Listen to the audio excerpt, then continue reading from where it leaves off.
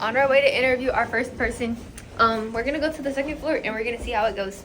Yeah. Everybody say hey. Hola. Yeah. Hi. Are you guys busy? A little bit, yeah. Oh, okay. Do you guys, would you guys mind if we like interview you guys, or Because you it's for a guys not school want to? project. It'll be quick. It won't be long. You guys get free snacks. It can be real quick. It's like a minute, just like a minute or two at a time. Okay, so like, what do you like? Okay, so basically, we were reading this book called Roots by Alex Haley. It talks about Kunta Kinte and his slavery and how he wanted to keep his character and his will, even though he was being captive. He wasn't born into the slavery, but he got kidnapped. So we wanted to say, how would you define racism or cultural bias, like in your own words, of like today? Ooh, that's a good question. I would just say like intentionally, like excluding or discriminating or like tearing somebody down because of their like ethnic or racial background. Yeah. And also like putting them at a disadvantage, so then they can't like succeed or grow in the American economy. Okay, thank you so much. And we also made these t-shirts to go along with it that show like our flag and everything. So yeah. So that's our Thank you. Can I get the word? yes. Thank you so much for your time. Thank Have a you. good one. Bye. So we're doing a campaign, like an interview for our English class, and we want to see if we can interview and ask you like a few questions. Okay, so basically we read this book called Roots by Alex Haley, and it talks about a character named Kunta Kinte. His real American name was Toby. He was kidnapped into slavery. He wasn't born into it. He was captive. Do you believe that racism exists in your community or institutions? If so, where do you see it most? I do absolutely believe in that existing, unfortunately, very prevalently in the South, and living in a more red state. Yeah. Growing up, I grew up in a really southern small town, and it was just very prevalent in the way that people in their mannerisms, even in a public high school, where everybody was included, and it was definitely very prevalent in the way people spoke about others, the way people acted towards others that maybe just weren't like them. I've always had an eye for treating everybody the exact same, no matter skin color, religion, sexuality, no matter what, because I think that's what America should be all about. It is all about, but some people just don't see it the same way. That's why I definitely agree. Okay, for a second question, does your cultural background affect how you think or talk? Yes, I would say so. I grew up with my mom and my sister, so obviously I was surrounded by that thinking. But of course, I'm very open-minded, and I do like to listen to other people's opinions and what other people have to believe and say. But I do think that where I grew up and who I grew up with did heavily affect my thinking. But I think it's really all about having an open mind and being open to other people's opinions as well. Of course. And then we're gonna do one more question, if that's okay. Yeah. Okay, how would you define racism or cultural bias in your own words? I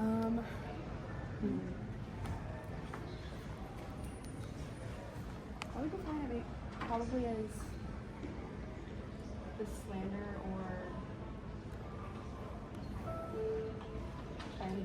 Oh, you're right. I mean, slander is a good word. Discrimination, the discrimination of people who aren't like a typical nuclear white family.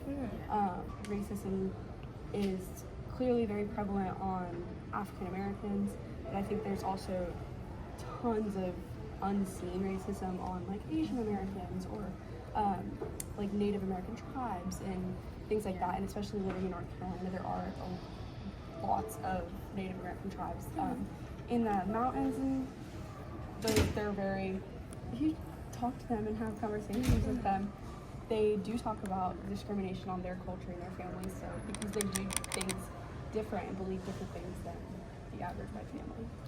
Okay, so second interview, or third interview down pretty much. It was very successful. I liked her answers, how positive and like honest she was with it, no matter like, the race or whatever. She gave some very good feedback, and I feel like we can use that very good in our interviews and in our documentary. So on to now, the next. On to the fourth. That discrimination. How do you feel about our t-shirts? So, our product for English class. So now I'm gonna ask you a few questions, and if you can answer them honestly on what you think. Okay. Your cultural background affects how you think and talk. Yes, I think so. Because like I have a really strict cultural background. Where it's like, you know, you talk to a person a certain way and this and that. So yeah. Okay. When were you aware of your own race or cultural identity? Like age or like just Like when you I guess young. When you were young, like at what age were you aware? probably around like 10, 10 or 9. And what race did you identify as? Oh. Would you define racism or cultural bias in your own words? I think racism and cultural bias, it really depends on whose perspective it is. Because, you know, like, it could come from ancestry, for example, like how discrimination is like implemented in, you know, white society. But like, yeah, like background and cultural, I think it's based off that. I would say. Okay. Okay, well that's it. Thank you so much for your time. Thank you, Uriah. Thank you. I guess thank you. How do y'all feel about getting interviewed? Good. Sam, how do you feel about getting interviewed? I feel good. I like y'all shirts. Thank you. All right, guys. Like the people around him would always comply to the captors, so it'd be hard for him because he would have to he was basically the only one. How would you define racism or cultural bias in your own words? I would define racism as, I would define racism as personal hate. Because, most people that are racist have something against the the other race, or not even racist, but body shaming and shit that. Okay, as I was saying, I think racism has it deals mostly with self-hate and personal gain. Cause Okay. sometimes you feel good about it, oh, I just did this. I just called him this and I got away with it because of my right and my freedom of speech. I would describe racism as not being educated on other races in the world, not being able to see what they do or what they're about. Yeah, just being uneducated about the world around you. So you take that out in forms of hate, racism. And does your cultural background affect the way you talk or think? No, I think I talk like everyone else because most of us we were raised the same. We was raised up in the same background. We came up the same and stuff like that. Most of the time, but other times I do think it affects. What's it called? How I talk and speak. Cause I think sometimes I have like a little accent to the way I talk. Where are you from? Oh, my family is from Liberia. Yeah. Okay. Kayla. Excuse me? Okay. My Thank family's you. from Liberia. Thank you. Okay, Kennedy. What's your background? My background is Caribbean. My dad is from Jamaica. He's an immigrant. My mom, her parents are immigrants from Jamaica as well. I think being Caribbean definitely affects the way I act in certain ways. Because my culture is very big on respect and, having manners and stuff like that with other cultures as well. So that definitely reflects in the way I live my life day to day. Okay, so We're I rolling. think. Oh wait, hi guys. Okay, continue.